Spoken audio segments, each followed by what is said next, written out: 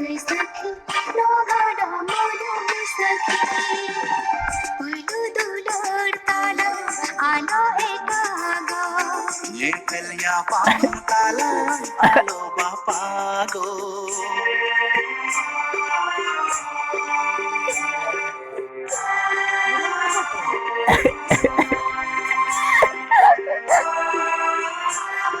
बाबा बुका